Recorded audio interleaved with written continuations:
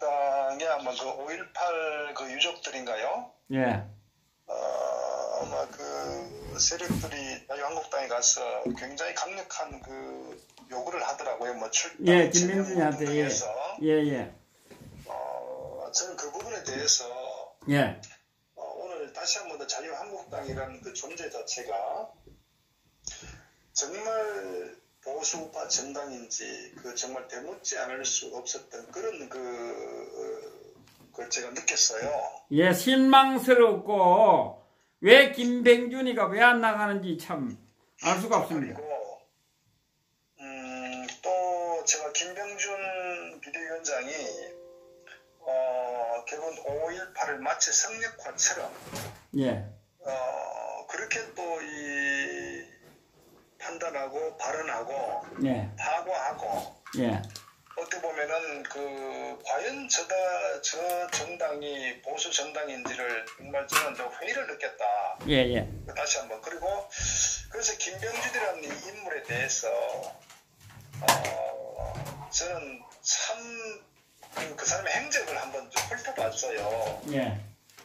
그 사실 김병준이라는 인물 자체도 보면은 제가 볼 때는 깜도 안 되는 인물이에요. 예. 얘는 과거에 경실련에 근무했다. 경실련에. 아, 그렇습니까? 예. 1995년에 경실련에 근무했고, 그다음에 2002년에 뭐 새천년 민주당, 그 당시에 노무현 그 정책 자문 단장을 했단 말이에요. 예. 대선 전에. 예. 어떻게 보면은 야, 좌파가 저렇게도 인물이 없었나 이런 생각이 들었어요. 이 김병준이라는 인물이 노무현 정책 자문 단장을 했으니까. 그리고 노무현이 이제 그 대통령 되면서 청와대 정책실장을 했지 않습니까? 예. 결국은 이제 이 김병준이라는 인물 자체가 보면은 어떻게 보면은 이 경실련부터 출발했고 이 노무현의 정책 자문단장을 했고 정책실장을 했기 때문에 가장 노무현과 코드가 맞는 사람이라고요. 그러니까 친노의 핵심이라고 하는 거죠. 그리고 이제 노무현의 친노의 핵심의 가치가 뭐냐? 걔들도 역시 사회주의 추구하는 인물들 아닙니까? 예. 그러면 그것이 수십 년간 몸에 체득되고 경실련이라는 단체가 어떤 단체입니까? 그렇기 때문에 그럼 저러한 인물을 왜 자유한국당 비상대책위원장으로 앉혀놨느냐 예. 하는 부분이거든요. 예. 결국은 그 뒷면에 이제 김무성이가 자리 잡고 있지 않습니까? 예. 결국은 이들 자체가 바로 이 김병준을 데리고 왔다는 자체가 저들은 스스로가 보수 정당이 아니라는 것을 스스로 저는 커밍아웃을 하는 거나 마찬가지다. 그리고 또 하나는 이 김병준이라는 인물 자체가 본인 스스로가 지난 수십 년간 이 좌파적 사고, 좌파적 어떤 스스로 인물이라면은 네. 자기가 보수파 정당에 간다는 것은 결국은 자신이 정치적 색채를 완전히 바꾼다는 거라고요. 예. 근데 간첩도 전향을 하게 되면 전향서를 쓰지 않습니까? 예. 그런데 결국은 이 김병준이는 그런 자기 자신이 좌파의 어떤 사고를 갖고 있는 인물이고 그런 정책 선거 가치가 그런 좌파의 완전히 속속 뿌리까지 좌파인데 보수 정당의 당대표 비대위원장을 한다고 들썩 수락을 한다. 이거 자체 보면은 저건 도대체가 좌파도 아니고 우파도 아니고 정말 제가 볼 때는 뭐라고 표현해야 될지 모르겠어요. 완전 기회주의자다. 소위 말해서 권력이 있는 곳에 좌든 우든 가리지 않고 달려가는 인물이다. 이것이 김병준이라는 겁니다. 그런 뿌리는 좌파적 사고를 갖고 있으면서 그러니까 좌파 같으면요 아무리 좋은 자리를 주더라도 제대로 된 좌파 같으면 뿌리치죠 오히려. 근데 김병준은 첫 번째가 2016년 11월 달에 한창 탄핵 국면 접어들었을 때 그 당시 결국 이 탄핵 사태를 좀 뛰어넘고자 김병준을 이 총리 후보로 결국 지명했지 않습니까? 그때도 제대로 된 정신 같으면요 자기가 이 총리 수락하면 안 돼요. 제대로 된 가치가 있는 놈이라면은. 그런데 덥석 수락했단 말이에요. 근데 결국은 황교안이가 물러서지 않으니까 결국은 뭐 결국은 중도에 하차하게 됐죠. 예. 그래서 저는 이 김병준의 인물 자체가 능력이란 측면도 저는 전혀 신뢰할 수 없고, 왜 정책 실장할 때 그 노무현 경제가 완전히 폭망했지 않습니까? 예. 그 다음에 어쨌거나 뭐 그 정치적인 어떤 일의 칼라 같은 거 보면은 뭐 오락가락 좌와 우를 넘나드는, 그리고 항상 정치권과 권력 옆에서 맴돌았던 인물이라고요. 그래서 저는 어떤 이념과 능력과 어떤 여러 가지 측면 보더라도 정말 한마디로 보면 양아치다. 저는 그렇게 이제 표현을 하고 싶고요. 결국은 이런 인물이 결국은 오늘 5.18 관련해가지고 예. 결국은 그 언론들이 정말 김진태를 완전 정치 페르나처럼 완전히 잡아먹으려고 지금 난동을 부리고 있잖아요. 예. 그러면 제대로 된 보수 정당의 과거에 어떻든 간에 현재 자신이 몸담고 있는 정당이 보수 정당이라면, 그렇게 책임자라면은 당연히 그 자기 휘하에 있는 조직의 의원들 갖다 방어를 해야죠. 그리고 보십시오.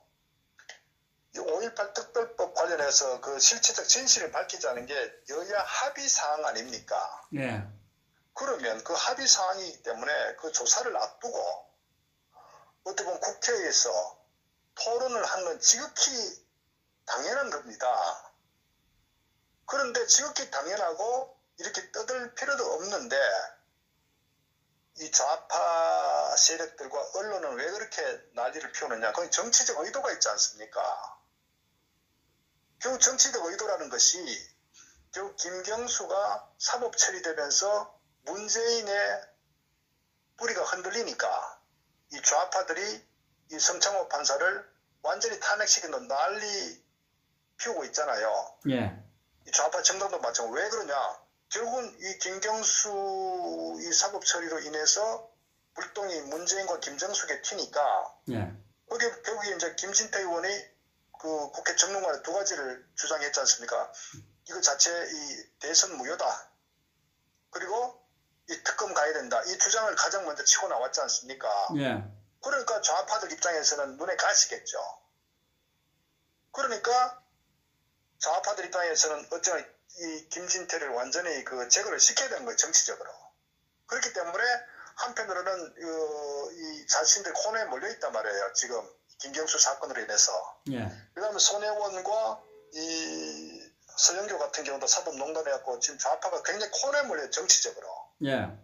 그 상태니까 그거를 전국을 바꿔야 되는 거예요. 그러니까 5.18 이거를 전혀 사건화 될 것도 아니고 지극히 당연한, 저는 저는 이 국회의원들의 어떤 그런 업무 중에 하나로 저는 판단하고, 특히 더더구나 국회의원으로서 그 국회 사무실을 빌려가지고 시민사회단체가 토론할 수 있는 장을 마련하는 것은 지극히 당연한 거거든요. 예, 당연하지.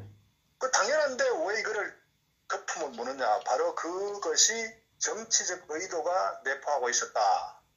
그것을 우리가 알아야 된다는 거죠. 언론 같은 경우도 결국은 김진태 의원이 광주와 전주 갔을 때 과연 그 전에 오히려 김진태 의원을 거의 뭐 언론에서는 허수아비로 투명 인간으로 취급했지 않습니까? 황교안 같은 경우는 막 깍듯이 해주고, 그랬던 이 언론들이 광주에 대대적으로 전부 다 직결해가지고 왜 갔습니까? 결국은 김진태 의원은 5.18을 부각시켜가지고 매장을 시키려고 하는 그런 목적이었거든. 그래서 제가 한번 드리는 말씀은, 언론은 항상 이 좌파의 어떤 그런 자신들의 정치적 목적을 위해서 자신들에게 껄끄러운 걸림돌이 되는 어떤 정치인과 세력들은 전부 다 투명 인간화 시키든, 아니면 어떤 약점을 국민들을 자주 선동해가지고 죽여버리는 이런 정치적 의도가 있다는 것을 알아야 되고요.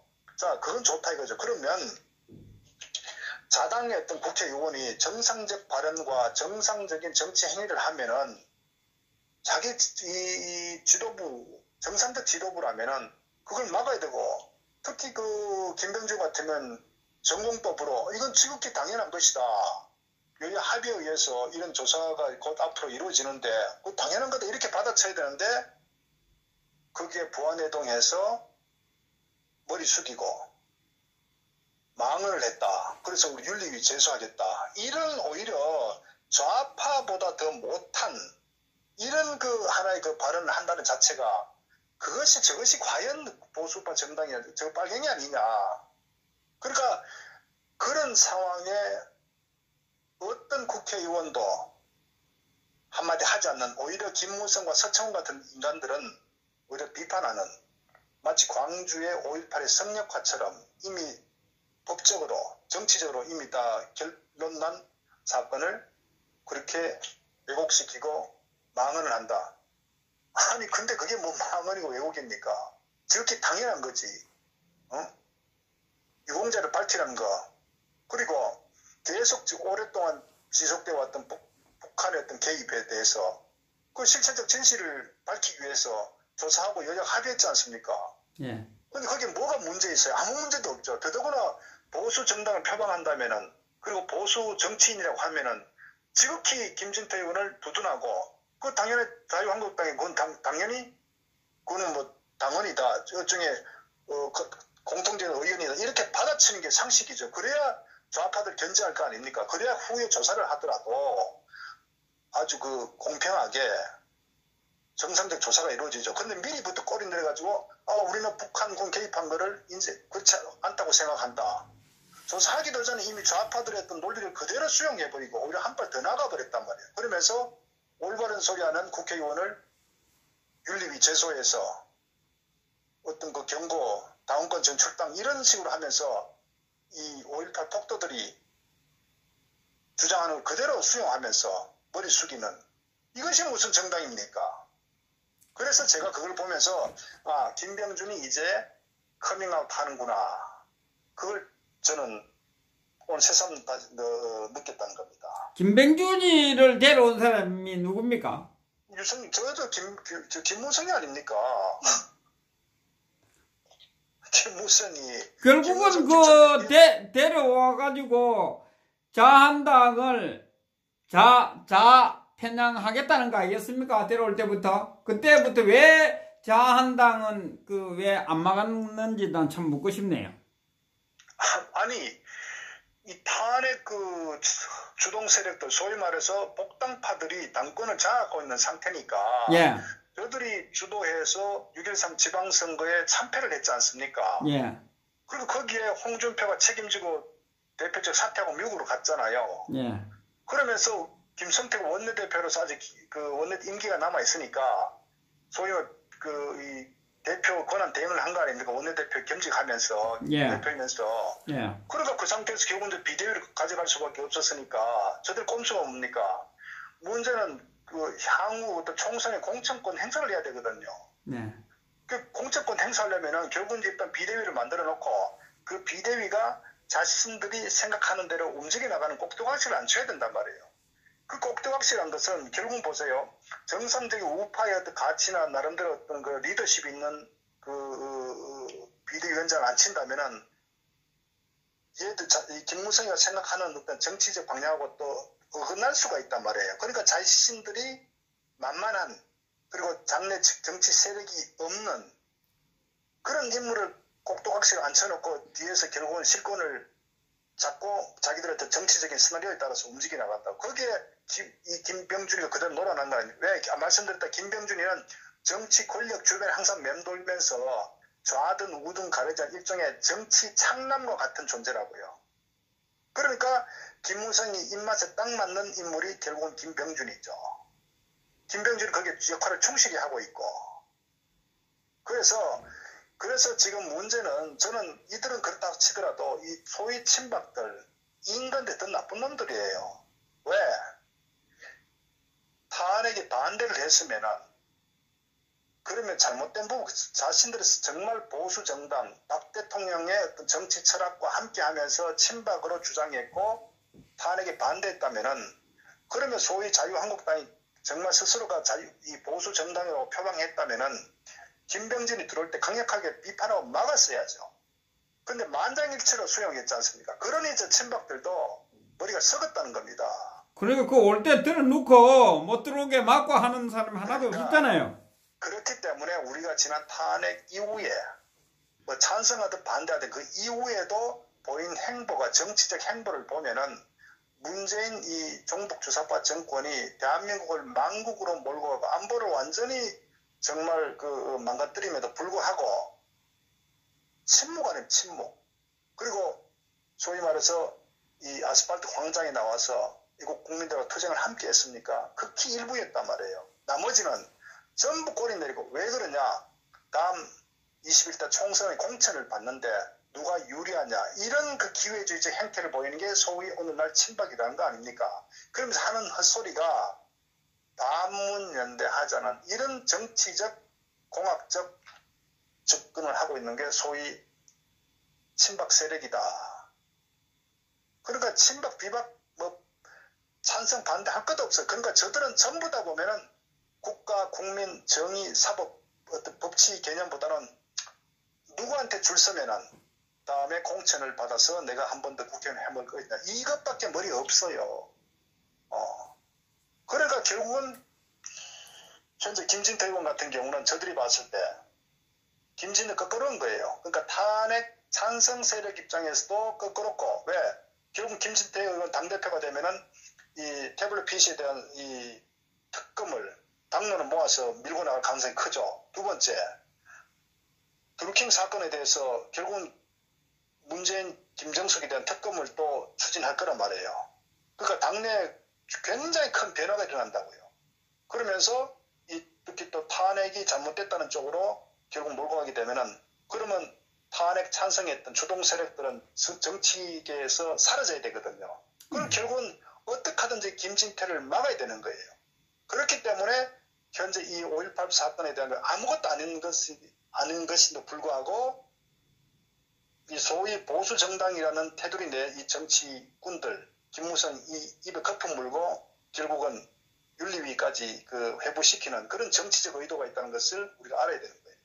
그러다 보니까 그럼 누군가가 이 자한당 내에서도 김진태를 좀 두둔하고 뭔가 힘이 돼줘야 될 텐데 한번 보십시오.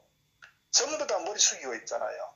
이것이 자한당의 실체라는 겁니다. 그러니까 저것은 이념적으로도 정체성도 보수파 정당이 아니고 비겁하고 기회주의적이고 자신의 어떤 그 정치적 사역 외에는 아무것도 없는 집단이 구성원들이 현재 자한당에 포진하고 있는 이 자한당 국회의원들이다. 이것을 우리가 알아야 되기 때문에 저는 그래서 그런 측면에 보면은 이 청와대의 이 세력들이나 더불당의 세력들이나 자한당의 이 세력들이나 김진태는 공적인 겁니다. 그 김진태 하나를 날려버리면은 자기들을 전부 다 회피한 거예요. 그래서 김진태는 어떤 정치적 희생양이 지금 되고 있는 과정이다. 이렇게 우리가 봐줘야 됩니다. 그럼 어떻게 해야 되느냐? 결국은 믿을 구석은 김진태는 국민을 보고 가야 되고 외국 국민들을 보고 가야 되고 또 외국 국민들 그렇게 화답을 해야 됩니다. 이것은 김진태 개인이 아니라 결국은 김진태마저 자한당에서 완전히 축출 내지는 정치적 힘을 못 쓰도록끔 아킬레스를 끊어버리게 되면은 자한당은 완전히 탄핵 찬성 세력으로 도배가 되고 결국 그렇게 되면은 문재인은 집권의 정당성을 확보하게 되는 법적으로도 이렇게 이루어진다고요. 지금 우려하는 거는 얼마 전에 박 대통령에 대한 그 대법원의 그 전원 합의체로 지금 그 윤석열이가 원래 그 했던 거 아닙니까? 예. 그것은 무엇이냐? 결국은 최순실과 이재용과 박근혜 대통령을 전부 다 묶어가지고 한 번에 결국은 결론 내리자는 거거든요. 결국은 정치적 사법적 의도가 있다는 거라고요. 결국 이들은 대법에서 어떤 법적으로도 완전히 기정사실을 시켜버리고 정치적으로도 결국은 이 탄핵에 대해서 반대하는 인물이 있으면 제거시켜가지고 김무성 같은 탄핵 주동했던 세력들이 당연히 정치적으로 탄핵을 정당화시키고 또 문재인은 탄핵이 정당화됐고 사법적이든 정치적인 정당화됐기 때문에 집권 정당성을 확보하는 이런 그 삼자가 맞아 떨어지는 이런 그 검은 정치였던 그런 이 음모가 도사리고 그 위에 김진태가 지금 카끝 위에 지금 있는 그런 형국이 되고요. 그러면 어떻게 해야 되느냐 말씀드렸다시피 태극 애국 국민들은 또 자유한국당 내 책임 당원들은 반드시 김진태를 살려야 되는 겁니다. 이것은 한 개인 김진태의 어떤 정치적 위상도 중요하지만은 우리가 지금까지 투쟁해왔던 탄핵의 어떤 불법 탄핵에 대해서 잘못하면은 완전히 정치적이든 사법적이든 간에 넘어가 버린다고요. 그런 그 아주 무서운 업무가 도사리고 있다는 것을 우리는 김진태 의원의 이 사건을 보면서 정확히 좀 인식했으면 좋겠다. 그걸 말씀드립니다. 그리고 지금 이번 이 사항을 보면 이 난국을 돌파하기 위한 술수다 이렇게밖에 보이는데 거기에 자한당이 노론하고 있다. 김병준이가 노론하고 있다 이렇게 봅니다. 저는. 왜냐하면 지금 그 문재인 정권과 여러 가지 손해원 모든 것을 돌파하기 위해서 지금 거기에 총력을 기르고 있다 이렇게 봅니다. 거기에 넘어가면 안 되는데 지금 자한당은 김병준은 그쪽 사람 아닙니까? 아니 김병준은 뇌가 없는 인물이라니까요. 그 뇌가 없는데 저쪽에 그 노무현의 뇌를 가지고 있는 사람 아닙니까? 아니 뿌리는 그렇죠. 출발이 그랬고. 뿌리가 그래 하면 우리가 보다시피 같은 솥에 밥을 먹으면 지우기가 쉽나요? 안 쉽잖아요. 그 사람의 속내를 알 수 없잖아요.